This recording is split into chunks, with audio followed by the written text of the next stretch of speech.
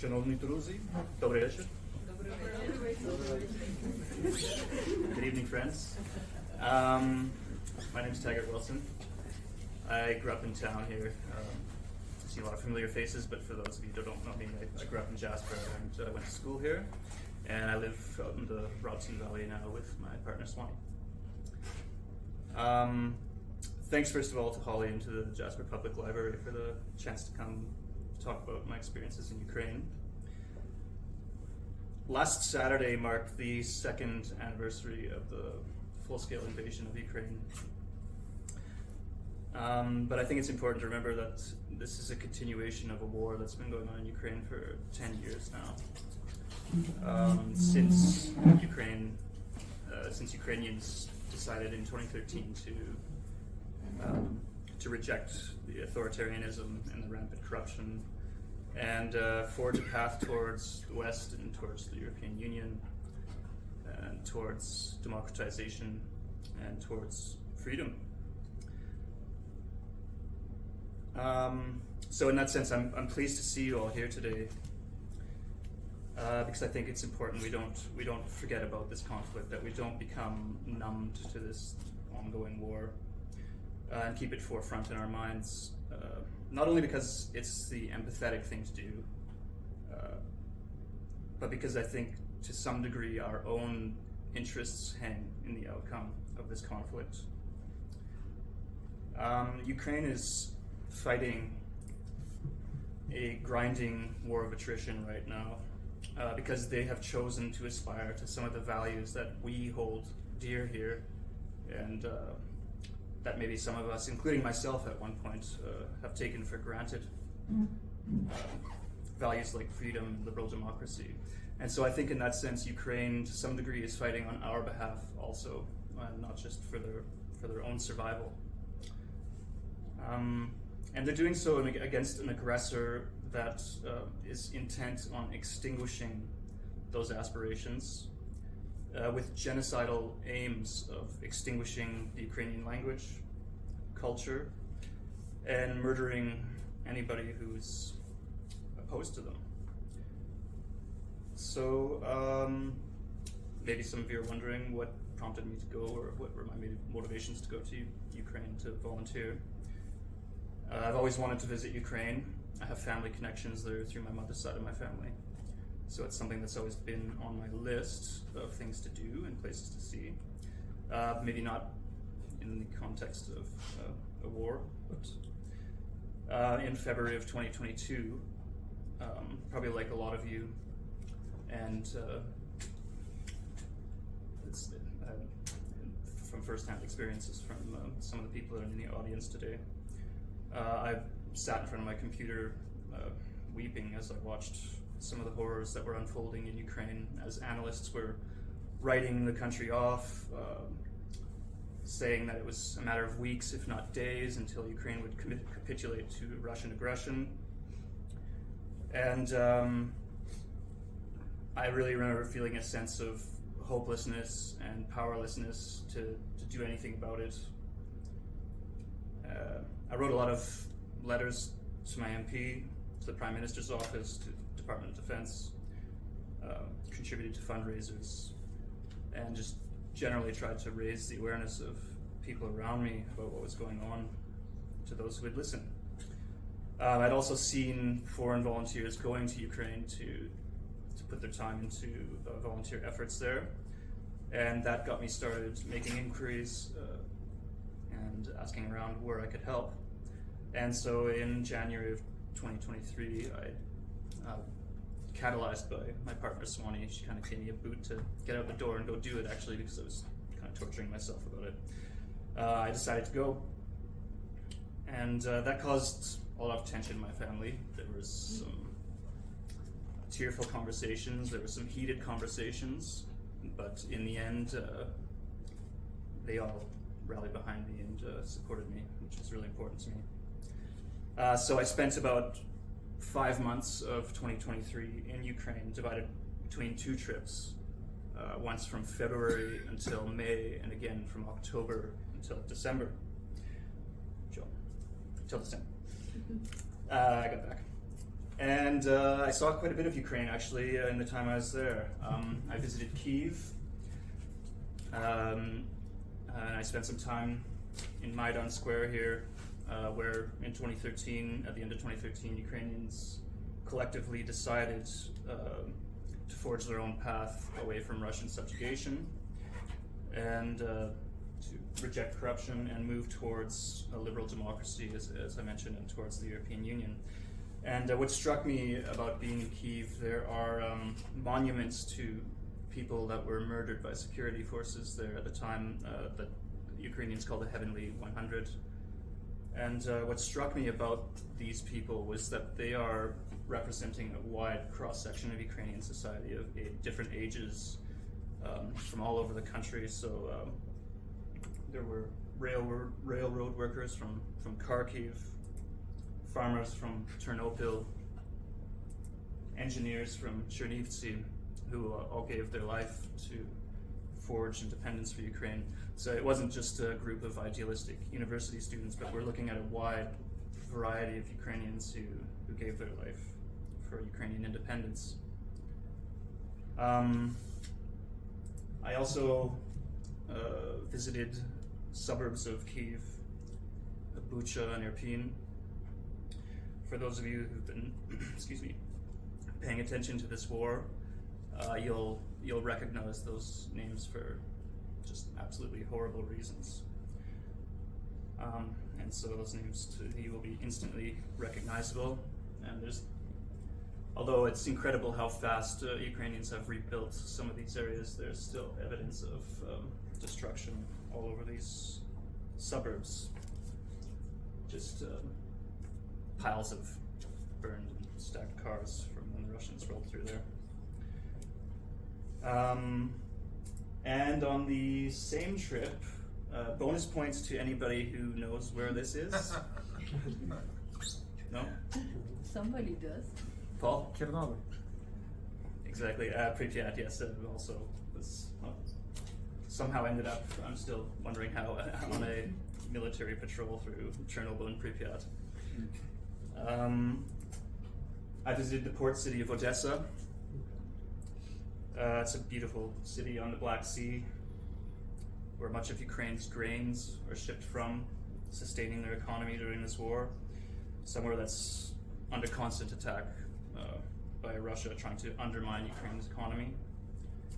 And I visited the opera house there, which is just I don't know much about architecture, but just an exquisite example of architecture, and I was even able to sneak inside in off hours, perhaps by giving somebody 50 hryvnia. I visited Chernivtsi. It's just a beautiful city on undulating land near the border with Romania, famed for its university, also exquisite architecture. And I also visited a small town near Chernivtsi called Ashka, which was the birthplace of my grandmother. In fact, I was the first person in my family to return to Ukraine 110 years after my grandmother left the country in 1913 when she was 6 years old. Some of you here might remember Stefania, or Stella Litowski. She was just a resilient woman who, even into her 90s, could be seen stubbornly making her way alone to the mail in like minus 25 degree weather, even though her grandson had offered her repeatedly to drive her. But where I spent most of my time was in Lviv and Kharkiv between my two trips. So my first time going to Ukraine was to Lviv to do volunteer work. Even before entering Ukraine, hints of the war can be seen as you're rolling through the Polish countryside, both inside the bus I was on and outside my window. On the bus, which originated from Warsaw, all the passengers on the bus, save for myself and the driver and his coworker and one other passenger who was American, all the passengers were women. And That's because men are currently prohibited from leaving Ukraine, and so the people frequently traveling in and out of Ukraine, Ukrainian nationals, are women. And as we passed through Polish villages, we picked up more women along the way and witnessed a lot of tearful embraces and goodbyes as women said goodbye to their partners who were outside of the country, because if they were returned, they would be subject to military draft. Border crossings in and out of Ukraine are a time-consuming affair. I've been lucky in the 4 times I've come in and out of Ukraine. I've usually waited around 2 hours to get in and out, which sounds like a lot, but in a lot of cases, I've got lots of anecdotes from friends who have waited upwards of 8 hours to cross in and out of the country, just because of the security issues, and sometimes there's just a lot of holdups and a lot of traffic. And once you cross inside Ukraine, just inside the border, it quickly becomes obvious that this is a country at war. While the countryside in the west of Ukraine is relatively, and I say that, emphasize, relatively peaceful, there are hints all along the way of a country at war.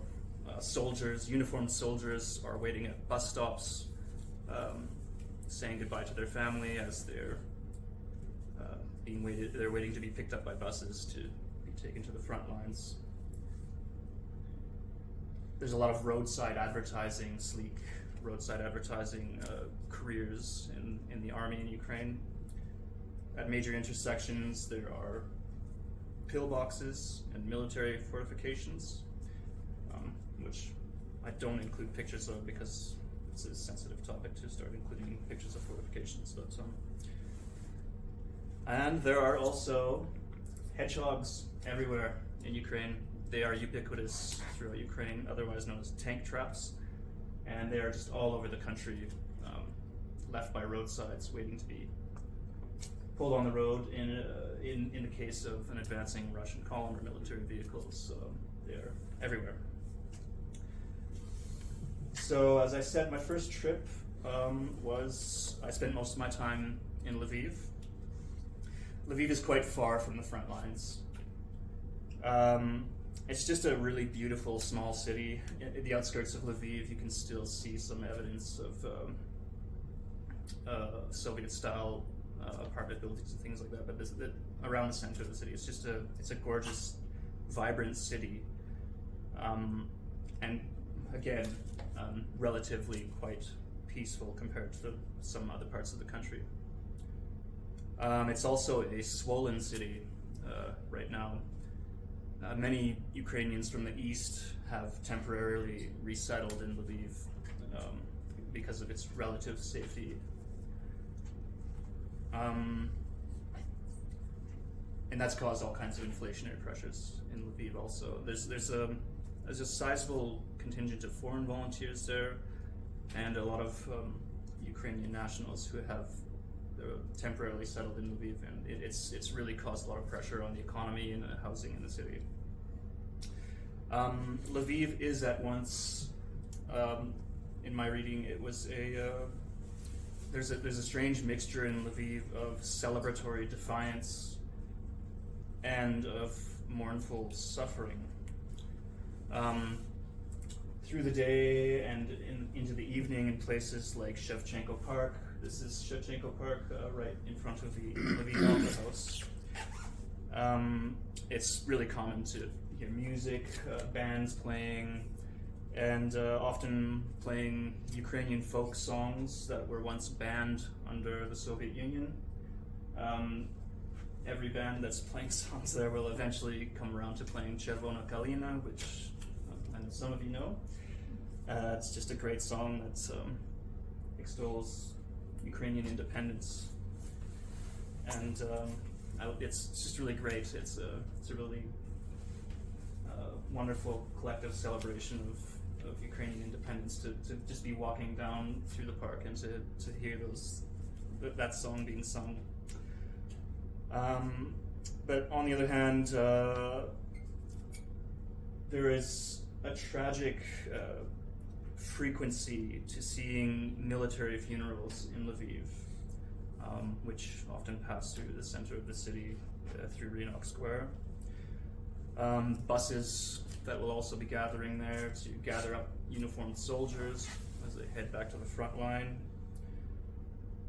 not knowing if and when they will return. And throughout Lviv, it's just common to see soldiers on leave and injured soldiers who are recovering from some pretty serious trauma. One such soldier is my friend Andrei Lvivenko. He was fighting on the front near Zaporizhia. Andrei was just an incredibly positive and resolute young man.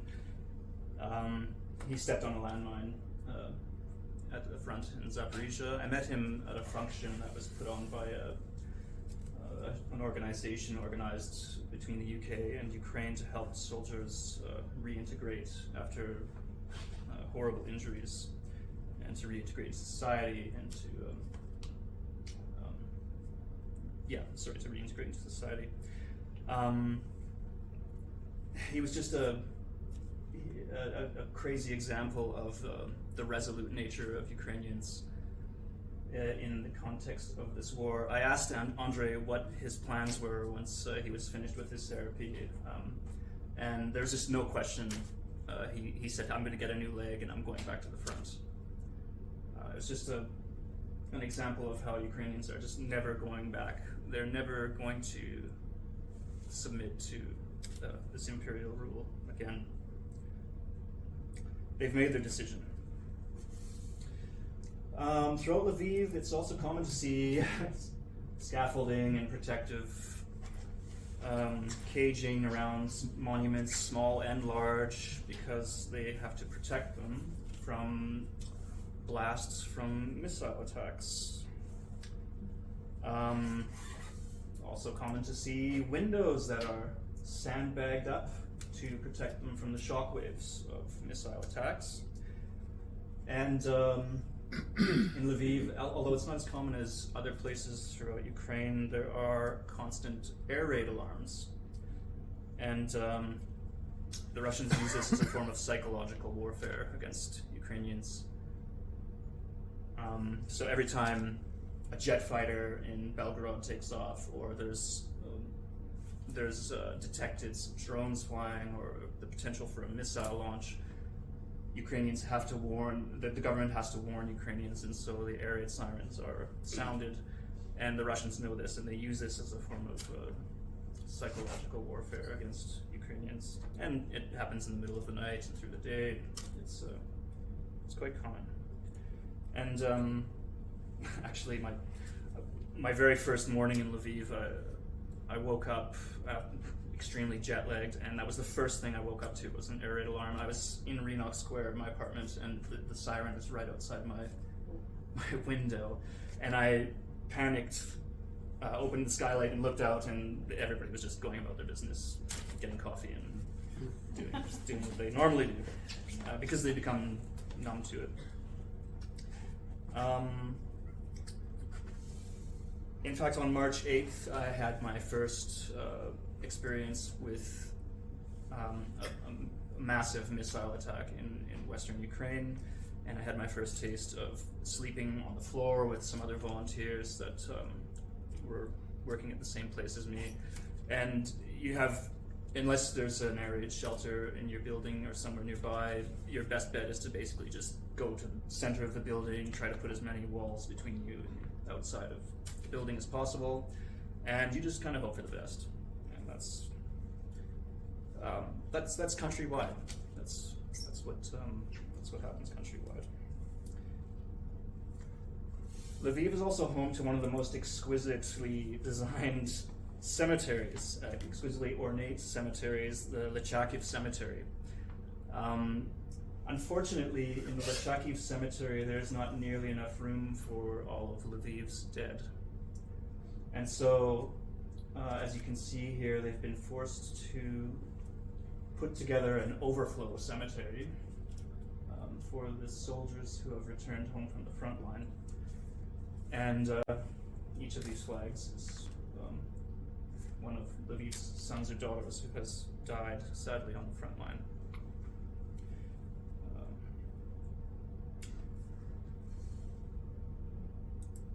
I spent a great deal of time working in a place called the Lviv Volunteer Kitchen. In the Lviv Volunteer Kitchen, we prepare dehydrated meals. You can see here.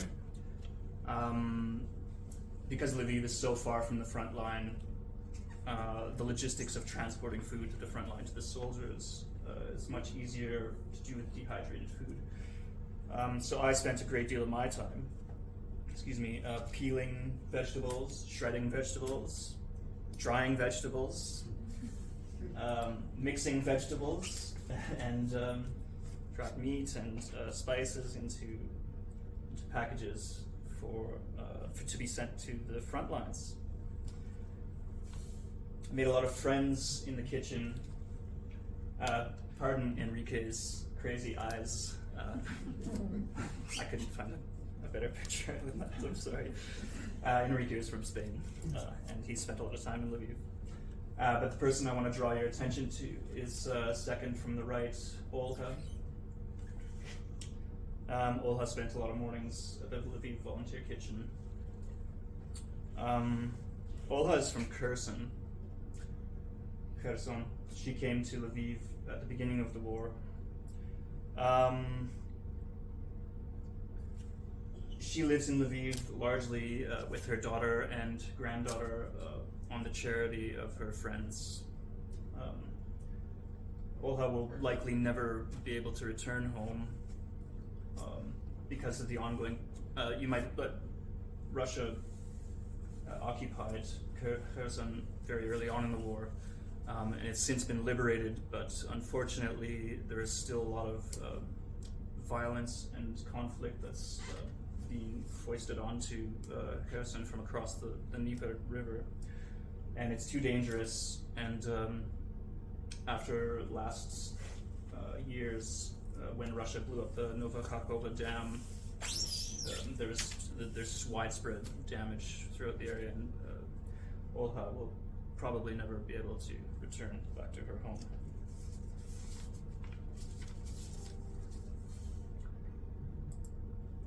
My second trip to Ukraine last October, I spent most of my time in Kharkiv.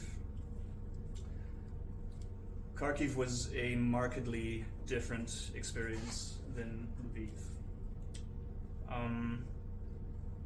It was a city that a little less than 2 years ago was quite literally under siege for the first while of the war. Kharkiv is only a few dozen kilometers from the Russian border and from the eastern front lines of Ukraine, of the war, in Ukraine. I really hope to be able to return to Kharkiv someday during peacetime when it's still part of Ukraine. I don't usually feel very comfortable in large cities, but Kharkiv was just a really funky place. It's got great cafes. It's just filled with parks and rich cultural and academic venues, and I got the sense that during normal times it's just a really fun and great place to be. Unfortunately, Kharkiv is a city that is on a war footing now, and it's been quite significantly depopulated because of the relative danger there. Like most Ukrainian cities nowadays, there is a curfew in Kharkiv. But in Kharkiv there are additional measures during the curfew to protect the city. At 2100 hours at night, the lights go out in Kharkiv. The city goes completely dark. There is no street lights on, there's no ambient light. And this is to protect the city from reconnaissance drones being able to fly over the city and map out targets. And during air raid alerts, your GPS on your phone will not work because they scramble the signals so that Russian drones will not be able to use the local network to navigate through the city. So this can make, if, for example, not that I would know about this, but if you were, say, going home after a couple of beers and the city is completely dark and the GPS doesn't work on your phone, you might have an exceptionally difficult time finding your way back. Kharkiv is under constant threat of missile and drone attacks. Air raid sirens, air raid alerts are a daily and multiple times per day threat. And I'm sorry to have to, I think it's important that we hear some of this just to realize what this sounds like.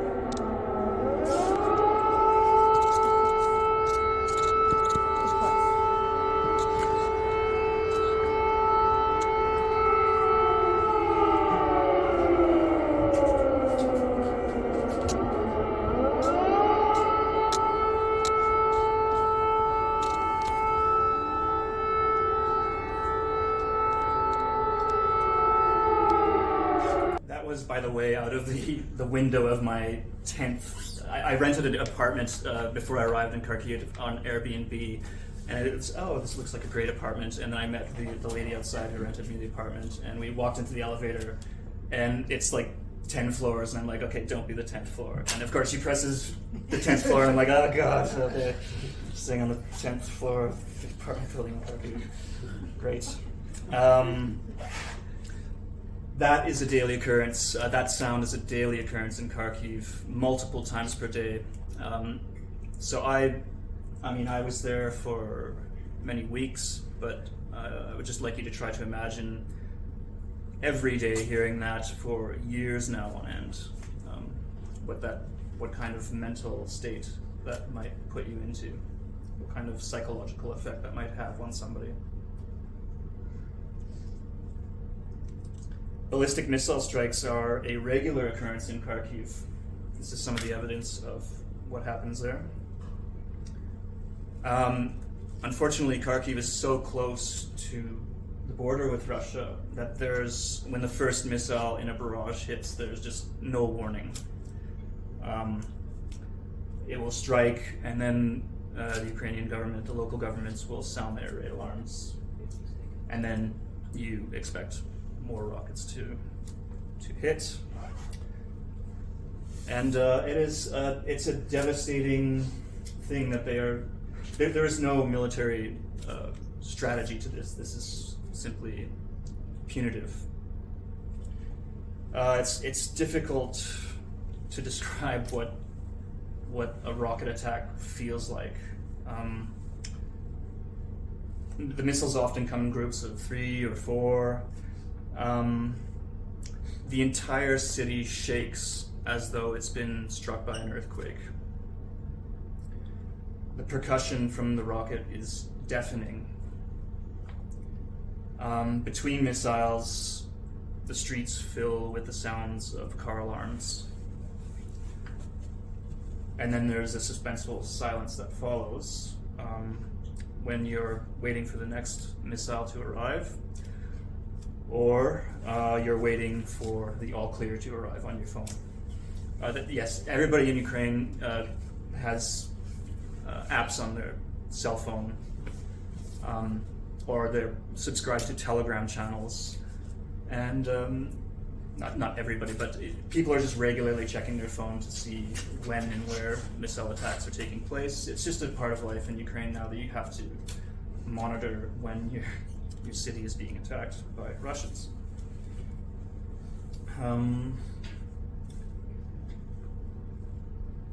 So yeah, this is a regular occurrence in Kharkiv.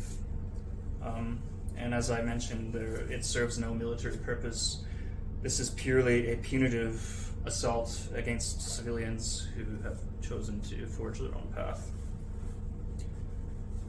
One of the things that struck me about Kharkiv was that the windows throughout the city are in one of 3 states. Windows are either cracked and shattered, windows are either boarded up, or some are optimistically replaced. But everywhere you go in Kharkiv, especially on cobblestone streets, sidewalks, despite the best efforts of residents to keep the areas clean, there are bits of glass everywhere in the street, and it's just something that really stuck with me because it's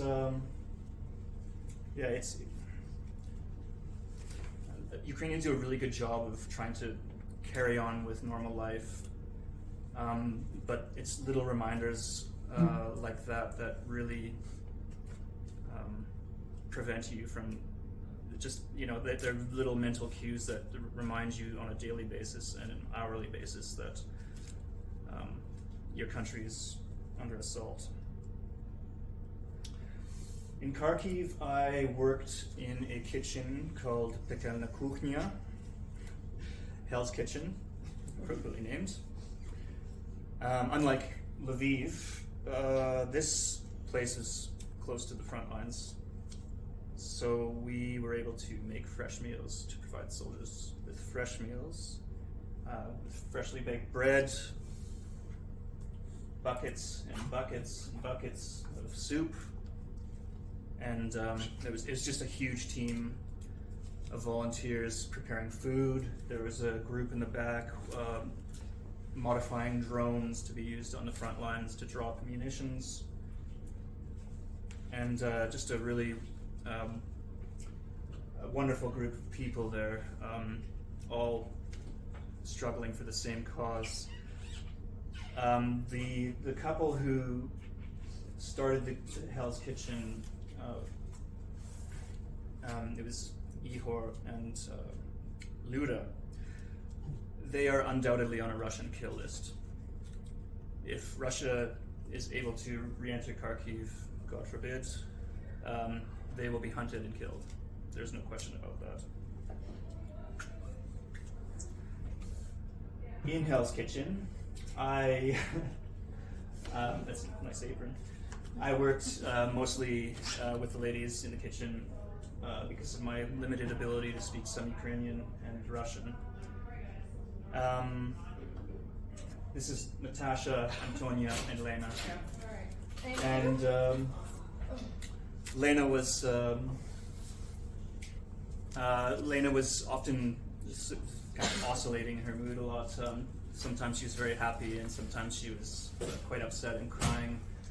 And Lena confided in me one day and showed me pictures of her son Peter, who was about my age, and that I reminded her so much of Peter, who had just been killed on the front line months before I arrived in Kharkiv.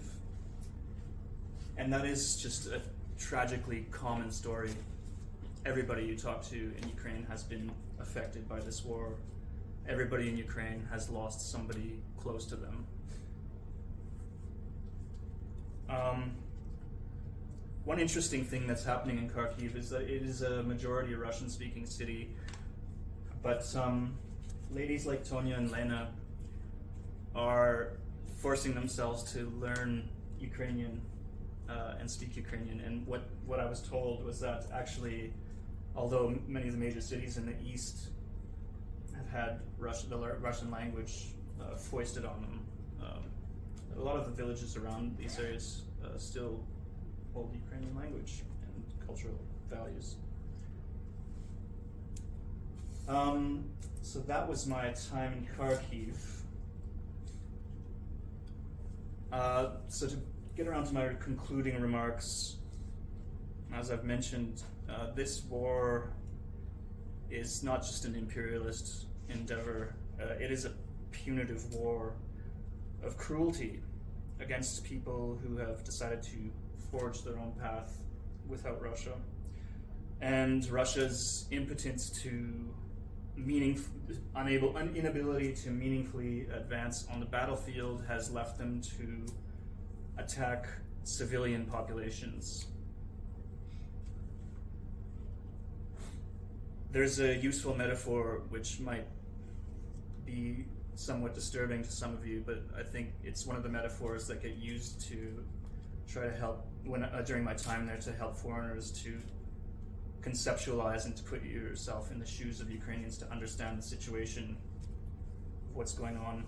So I'd like you to imagine a home invasion, or if you're in an apartment building or your neighborhood, and an aggressor has just come and taken part of your home or your neighborhood, and they've just destroyed other parts of it, maybe just trashed a couple rooms, left them unusable. This aggressor has tortured and murdered the men in your family. This aggressor has raped and tortured women and children in your neighborhood. This aggressor has kidnapped children and sequestered them back to where they've come from, all the while forcing them to change their language and to forget where they've come from.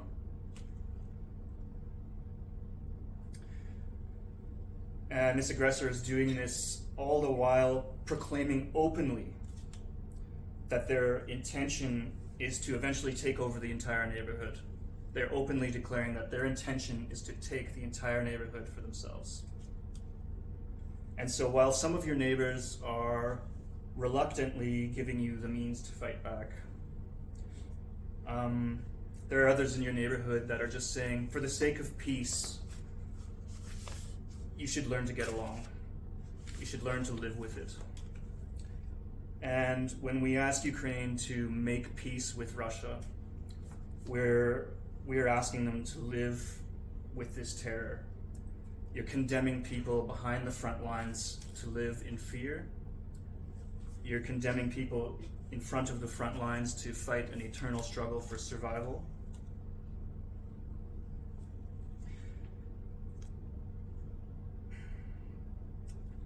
And by not giving them the means to fight and defend themselves, you're condemning them to, you're prolonging this war of terror and suffering.